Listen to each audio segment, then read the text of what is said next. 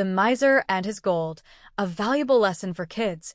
Once upon a time, in a quiet village surrounded by rolling hills and gentle streams, there lived a man named Mr. Hargold. He was known far and wide for being the wealthiest man in the village. But despite his riches, Mr. Hargold lived in an old, worn-down cottage, wearing the same faded clothes year after year. People whispered about him as he walked by.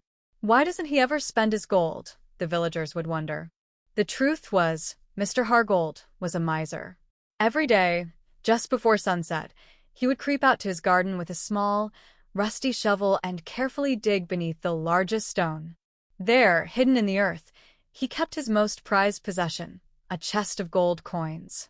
He would lift the lid and run his fingers through the glittering coins, counting each one with a gleam of pride in his eyes. It didn't matter that he never spent a single coin. Just looking at the gold made him feel rich and powerful. The thief's plot one evening. As Mr. Hargold was in his garden counting his gold, he failed to notice a shadow lurking behind the bushes. A thief, passing through the village, had spotted him and watched carefully as Mr. Hargold buried his treasure under the stone. The thief's eyes gleamed with greed. That gold will soon be mine, he thought. That night, as Mr. Hargold slept soundly, dreaming of his treasure, the thief crept into the garden. Carefully and silently, he rolled the stone aside and dug out the chest. He slung it over his shoulder and disappeared into the dark forest, leaving behind an empty hole. The miser's wail the next morning. Mr. Hargold went out to visit his treasure, just as he always did. He hummed to himself as he knelt by the stone and began to dig. But as he lifted the stone, he froze. The chest was gone.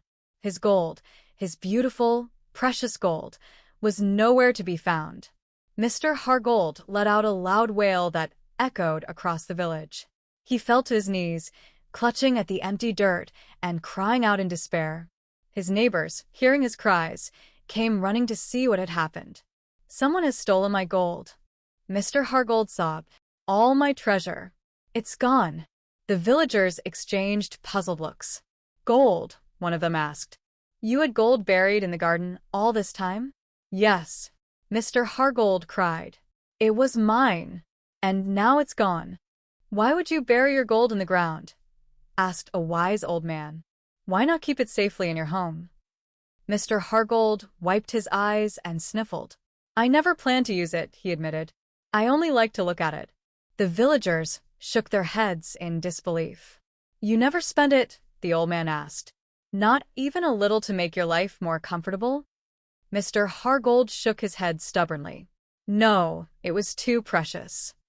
The lesson. The old man sighed and picked up a handful of stones from the garden path. He placed them in the hole where the chest of gold had been and covered them with dirt. "There," he said. "Now you have your treasure back." Mr. Hargold stared at him, confused. "But those are just stones. And what difference does it make?" the old man replied. "You never used the gold, so it was as good as stones. A treasure that is never used might as well not exist." The villagers nodded in agreement. "Gold is meant to bring joy," said a mother carrying her child. "You could have helped the poor, fed the hungry, or repaired your home. Instead, you let it sit in the ground, gathering dust." Mr. Hargold fell silent. For the first time, he realized the truth in their words. His gold had brought him no happiness. He had spent so many years hoarding his treasure that he had forgotten what it meant to live. A change of heart. From that day forward, Mr. Hargold changed. Though the thief had taken his gold, the villagers' words stayed with him. He began working in his garden, planting flowers and vegetables where the chest had once been buried. Instead of counting coins, he counted the bright blossoms that grew and shared his harvest with the villagers. He helped repair the village well, bought warm clothes for the children during the winter, and invited his neighbors to share meals with him in his once empty home. Slowly but surely, Mr. Hargold became known not for his wealth, but for his kindness and generosity. And though he never got his gold back, Mr. Hargold discovered something far more precious: friendship, love, and the joy of giving. The moral: a possession is only valuable when it is used to bring happiness to others. The villagers would often say, Mr. Hargold lost his gold, but he gained a heart of gold. And that, they agreed, was the greatest treasure of all.